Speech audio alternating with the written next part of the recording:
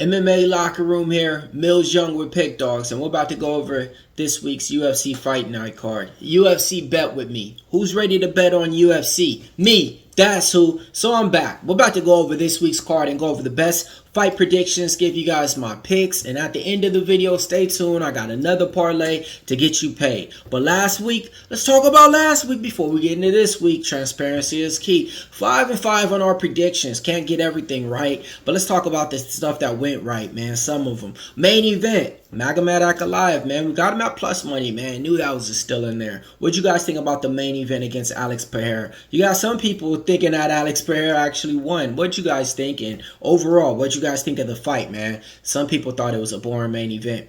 Second fight, co-main event, man. Justin Gaethje surprised a lot of people. Not over here, man. We thought he was going to be live as the dog in here. He won the first fight, and we just thought the odds was going to be in, should have been him as a favorite. But, he was able to cash as a dog.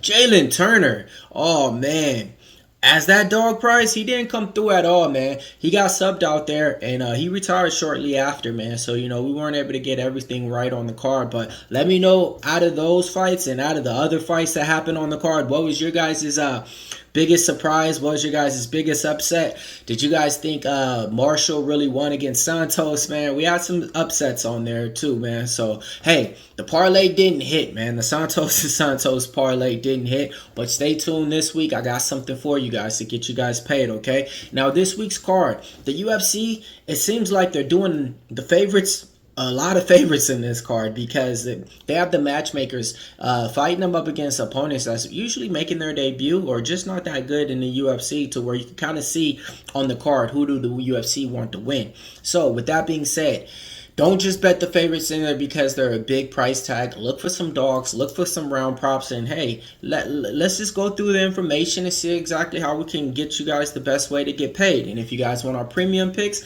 head on over to pickdawgz.com. And you will know exactly what to do. Hit the premium pick tab, and that's where you can get all of our best plays for the day. All right, man, the first fight of the night, we got Carly Judas taking on Eunice Ndubi. Carly Judas is a big favorite in this fight, okay? But she's 0-2 in the UFC, 3-2 record. But on the local scene, she was able to put out a lot of her opponents and finish them inside the cage. And here, her striking value, I think that's where she's going to be able to kind of win this fight in. She's a fighter that put up multiple striking numbers, over 120 more strikes in both of her fights, okay? On the Dana White Contender Series and in the UFC against Gabriel Fernandez as well. Dubin, she was a girl that came out on the Dana White Contender Series and surprised a lot of people because she was a big underdog in there. She has power in her hands, 6-0, and this is the thing. I don't think that neither of these women should be a big favorite. The biggest favorite on this, the price that I think should be lined right would be -180 for Carly Judas in there. I do think this goes to the decision. I do think she gets her hand raised, but this isn't something that I'm going to bet, and this isn't something that I advise you guys either, though. But I do think the favorite should be able to get her hand raised. I know a lot of people is going to be looking for a live dog, especially because Dubin surprised a lot of people in her last fight out. Next fight taking place, we got Josiane Nunes taking on Priscilla Cachoeira. Josiane Nunes -180. Man, this girl, it's just hard to get back and back any of these girls with your money, right? Because both of these girls, they're kind of like a one-trick pony. They only got power, and they don't really got solid defense. Now, let's talk about the dog, because this is the way that I'd be leaning if I'm putting money on it. Priscilla Cachoeira, the fighters that she fought, the right fight resume is way higher than Josiane Nunes. Coming off of losses against good fighters like Miranda Maverick and so forth. I just got to go with Priscilla Cachoeira in here. She's a girl that's going to go out there and strike. She has a fast jab. She has power in her left hand. The only thing is when she gets hit, she usually hits the floor. So with me, give me fight not going the distance in here, and the pick, give me Priscilla Cachoeira in here. I think she can actually. I think a lot of these fights aren't lined right, and on the girl fights, these ones definitely ain't lined right, to where I think you can definitely take a shot on a dog and maybe come out on top on 3 of these women fights, at least on this card. So let me know, man, what you guys think. third fight on the card, we got Andre Lima taking on Daniel Barres. Andre Lima, man, talented kickboxer. Like this guy, 10-0, 3-0 in the promotion right now. He's a guy that seems like he's putting together all the tools, but his striking volume isn't always there. He's a big favorite. Opened up a -270, got all the way up to a -3-1 favorite in here. This is the thing though, man. I actually like this guy a lot. His opponent, Daniel Barres, 17-6, 1-1 in the promotion, coming off a win against Victor Altamirano. He's a guy that mixes in takedowns out there, and he has decent striking as well. He was only outstriked by his opponent, I want to say by like 3 or 4 strikes, 78 to maybe 72, and he still was able to get this hand raised. Why? Because he had the more power, he had the more solid strikes, and you know that grappling on him is top tier. One thing that Andre Lima does struggle with is the takedowns, but in the last recent fight, it showed, man, that Andre Lima stepping up his game too. He even shot for a takedown. So in here, I do like Lima, but I do think Barres is gonna make this fight a little bit closer than what some judges might think. With that being said, though, I think the favorite gets his hand raised in here. I think he extends his win streak to 11-0. Barres, he's good, but we just haven't seen enough of him frequently. And on top of it, I like Lima a lot, man. Let me know what you guys think in this one, man. Next fight taking place, Stephanie Lucino taking on Sam Hughes. All right, man. Let's talk about Stephanie in this fight, all right? She's coming off of her UFC debut against a fighter that she fought on the Dana White Contender Series, okay? She fought her once on the Dana White Contender Series, which was a draw. Then she came in the UFC and fought her again, and she won unanimously in my books. In that fight, the good thing that I take out of it is that her opponent, Talita Alikar, or whatever her name is exactly, she's a grappler, a dominant jiu-jitsu fighter, and she was only able to get one takedown, and she wasn't even able to keep her down to the ground too much in that fight. So I do favor Lucino in this fight, but Sam Hughes on the other side, her volume is top tier. She's always coming forward. She's always coming with the pace. She's one of the better female underdogs in the UFC. If you bet on her in all of your fights, you're probably up money, because even though she lost more fights than she won, her price tag has always been better than a +1 or +2 in some cases. That third round is where she turns it around. She's like the Energizer Bunny out there. She just keeps going and going and going. Oh, man, it's going to be a good fight, man. I'll be honest, too, and I think this line is off. The highest I would give Stephanie would probably be maybe -130, -120. But even at that, it's just hard to, because Sam Hughes is going to have the better fight resume. I think she's going to have the better fight IQ when it comes down to it. The striking volume is kind of going to be comparable. The only difference is Sam Hughes really doesn't go for takedowns. Stephanie Lucino, she did go for a takedown, I think, or she was able to get a takedown in one of those fights. So that's the only way I could maybe see this. I don't see any takedowns really happening in here. I think this is just going to be a striking volume, and to be honest, the value is going to be on Sam Hughes. So if you guys can get those +3.5 rounds, +3.5 points out there, that's going to be the pick in here, man. I think Sam Hughes can actually get it done. With that being said, yeah, man. Lucino, I haven't seen enough. I only seen her fight one person twice, you know, within the last 2-3 years. I gotta go with Sam Hughes, man. Give me the dog in this one, man. And I think this is a fight to where she's gonna come out there and kind of push the pace in that first round and not wait till the later rounds to go out there and turn it up in the volume and stuff. So yeah, man, I like the volume on Sam Hughes, and I think that she can actually outpace her and outstrike her as well. All right, man, next fight taking place, man. This is one of those ones to where the UFC definitely has the favorite set up to win in their eyes. All right, Josias Musasa, coming from the Democratic of Congo, okay, made his UFC debut on the Dana White Contender Series. He won by decision, and a lot of people was kind of surprised and upset that he got the contract. The reason why, because I remember these cards and stuff. They had like 2 African fighters that they were trying to promote and stuff. This was one. He got the contract. He's in. But this is the thing. He maybe didn't look as good in that fight, but in his other fights, man, he's able to put out his opponents. He has real deal power for this weight class in the division. Kind of like one of those things. It only takes like one right punch, and he's putting you out. Carlos Vera on the other side, though, man, he's gonna have the way better fight resume, the way more experience in there when it comes to the cage. 11-4, made his UFC debut in a loss, but in that fight though, he did go to the decision in a fighter that he was just supposed to get ran. I want to say it was by Rennie Nakamura, I want to say, in that fight, if I remember right. And he looked okay, but this is the thing. They gave him a fighter that the UFC really wanted them to win, and Rennie Nakamura, a big favorite in that fight, right? Now they're giving him another fighter that they definitely, want to win as well. So that's why I said, man, but I'll be honest, Carlos Vera, I've seen him on the Ultimate Fighter as well. He's a game fighter. He's gonna go out there. He can strike, but striking isn't his strong key. Don't try to strike with Josiah Masasa. If you're Vera, you just want to stay on the outside. Take this guy to the later rounds and see if you can go out there and pull some Ryan Hall submissions type stuff, because that's what he's good at. When it comes down to that, that's where his bread and butter is going to be at. But me, the pick's going to be Musasa, but minus 800, no, I don't want it.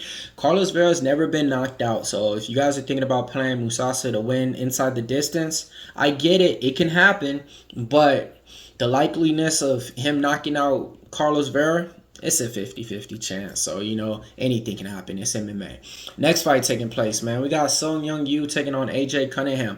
Another one where the UFC has the big favorite in Sung Young Yu, okay? And they're giving him AJ Cunningham. AJ Cunningham is a guy who fought in 2 different weight classes, way higher. Now he's stepping down to this weight class to try to make weight. And in that weight class that he was fighting, and he was fed to the wolves as well.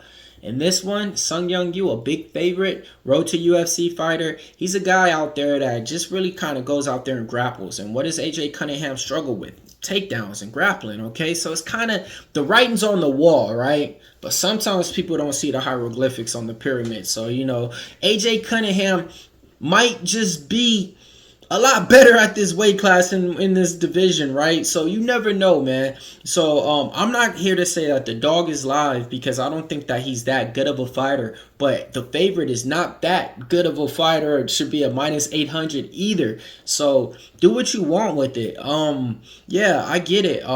But I think actually Sung Young Yu is probably going to take him down to the ground and win inside the distance. And he never wins that way usually too much. But it's just one of those things to where you're going to be making a big adjustment down this type of weight class, and you're not really that developed in that other weight class that you were fighting in and that good of a fighter. Let's talk about some attributes, though. He did switch up his gym, so he should have some better looks in here. I'm not going to the window with none of these fighters on here, though, man. So you guys can have it, though. But the pick is definitely going to be Sung Young Yu in there. Next fight. All right, cool. We got a good one now to talk about. All right, Ryan Superman Spann, heavyweight division, taking on Waldo Costa. Waldo Costa is a talented boxer, 2-1 favorite in this fight. Ryan Spann, though, he's an overall better fighter, all mixed martial artist, if you ask me. He has takedowns. He can go for submissions. That's usually what he's good at. And he has power in his hands as well. Coming off a win against OSP in his last fight.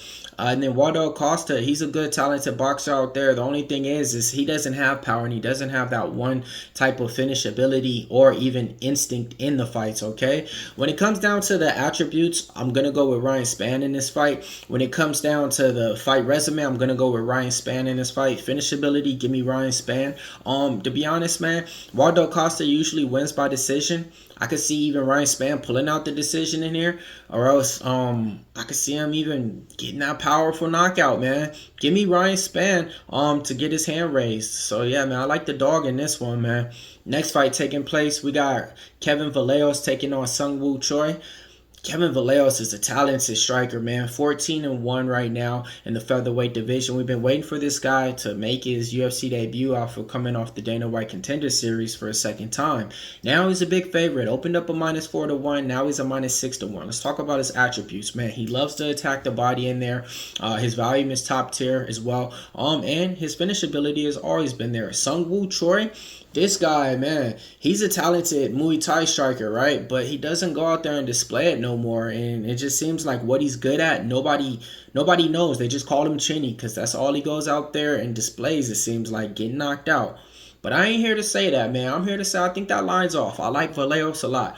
But Sung Woo Choi is a game fighter. And Sung Woo Choi always does have wrestling in his back pocket, but he just doesn't go out there and uses it. He's kind of one of those guys to where when he gets hit, he throws everything out the windows and just strikes back. I think this is going to be a firefight. I like Kevin Vallejos to win in round 1 by TKO.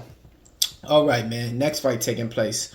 We got Dyer Nergasai taking on Brandon Ribeiro. All right, Dyer is going to be a big favorite in here, minus 275, I want to say, on the books. He's a good fighter out there, coming from Kazakhstan, okay? Made his UFC debut on the Dana White Contender Series.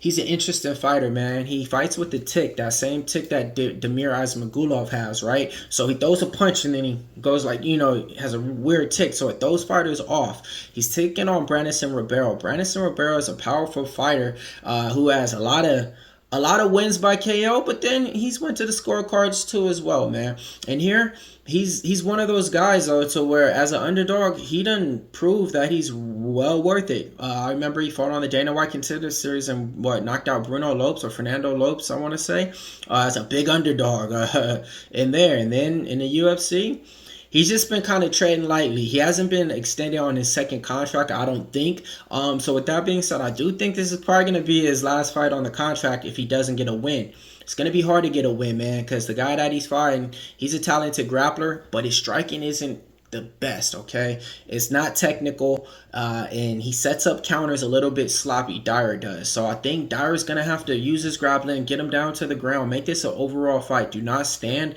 and bang with Brandon Ribeiro. The thing is with Dyer, sometimes when he hits, he connects, and, people like that power when they see people get rattled. In this one, trust me, man, just get him down to the ground and let's get the job done, man. I do think the Kazakhstan fighter should be the favorite in this one, and I think he gets his hand raised as well, man.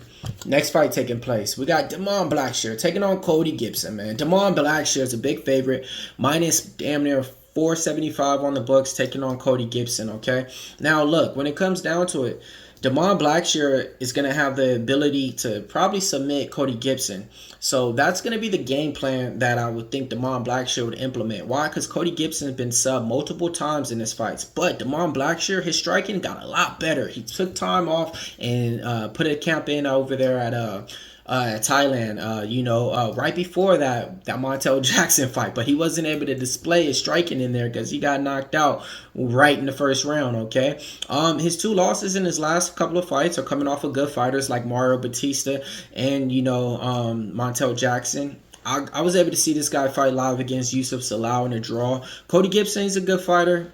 He's decent. When it comes down to it, though, I think this fight's going to be a little bit closer than what people think. I think Cody Gibson can win round 1 or even, win round 2. I think Cody Gibson can win a round in this fight, man. But overall, I do think Damon Blackshear is going to be the more explosive fighter with that finish instinct and finish ability. And, it seems like the UFC are kind of feeding him a little bit of an easier fighter in here to get him back on that bounce back trajectory. Coming off of big opponents like Mario Batista and Montel Jackson, those were those tests to see if you can get to that next level. Okay, you didn't get to that next level on this one. You didn't get to it there. All right, let's get you back in the win column instead of giving him a fighter that they know he can lose to.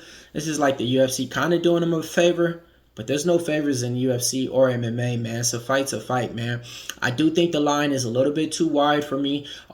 Just to go over there and tell you guys, yes, man, this is the best leg for your guys' parlay. I do think Damon Blackshear gets the job done. I can either say submission or by decision, though. All right, man, next fight taking place. We got Alexander Hernandez taking on Kurt Holobaugh. Alex Hernandez is a minus 2-1 favorite. The words can't even come out my mouth. Yeah, you heard me right. He's a minus 2-1 favorite. Alex Hernandez is. All right, man, he's back in the weight class, man. Back in the lightweight division, okay? He seems like he just bounces around, man. But he hasn't been able to find no division and just stick. And he hasn't been able to just go out there and impress anybody, man. Power in his hands. His cardio has problems. Doesn't really have that finish ability. Doesn't have the best fight IQ. Kurt Holobaugh, older fighter, but overall game fighter. Won the Ultimate Fighter at that. I want to say he's 3-1 in the promotion. And he only lost to Trey Ogden, okay? I'm not here to tell you how great Kurt Holloway is, how he's the best fighter, how he's the second coming of Conor McGregor or anything. None of that. I'm just here to tell you, I think Kurt Holloway wins, man. I think he has that dog in him. I think when a fight is going on, some fighters, they have that will in them to keep going forward. And then some fighters, once they really get to that threshold, they can't go forward no more mentally, physically. If that means that they don't want to strike, they don't want to fight, something like that, right? I don't think Kurt Holloway has that. I think sometimes in fights, Alex Hernandez is hesitant to strike and hesitant to come forward and just see what'll happen and win by the scorecards and engage. I think Kurt Holloway is going to come out there, push the pressure on him, and pressure wins fights. And I think Alex Hernandez can catch him with the strike, but I like the dog in this one. So give me Kurt Holloway. Oh. Next fight taking place, Aleksei is the last guy. Oh my gosh, Aleksei Dos Santos taking on Chetty and Chukwe. Man, so in this one, Aleksei Dos Santos is going to be a minus 180 favorite, okay? I think that price tag is warranted. Chitty is a fighter that has power in his hands, right? Talented kickboxer, but his one weakness is getting taken down. And guess what?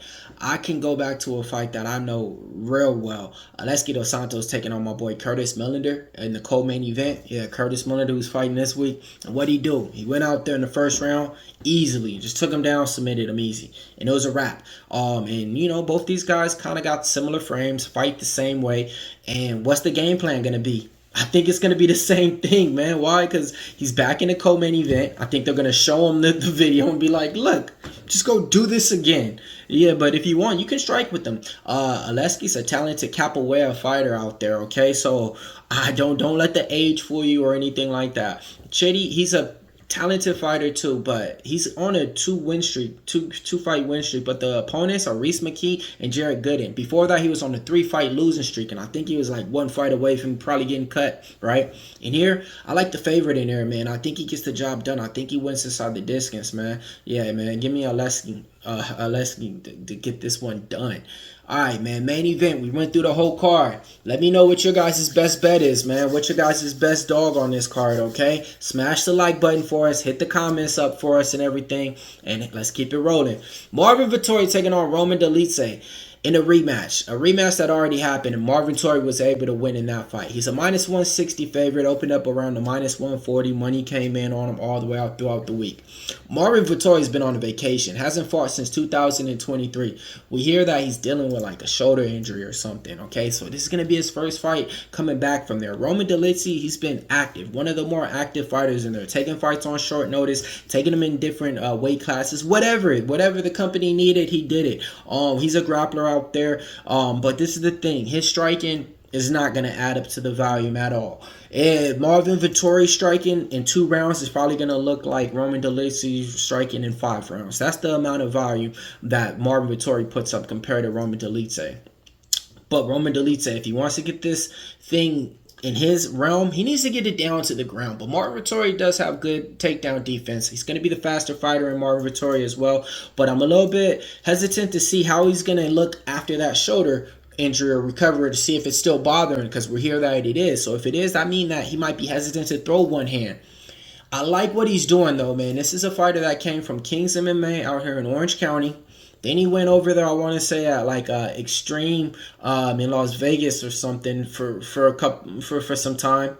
Now he's at American Top Team, okay? So I do like it, that he's trying to find something, and I'm just waiting for a gym or somebody to try to find him and get him developed, to maybe change up some things that he has in his tendencies. Maybe this could be it. Took a lot of time off with one new gym now. Maybe we see something else from Marvin Vettori out here in this fight as well, man. I think the favorite should get it done, man. Marvin Vettori gets the job done, and I like fight to go the distance. All right, man, let's give you guys a parlay to get paid, all right? All right, man, we're going to take Aleksei, and we're going to take,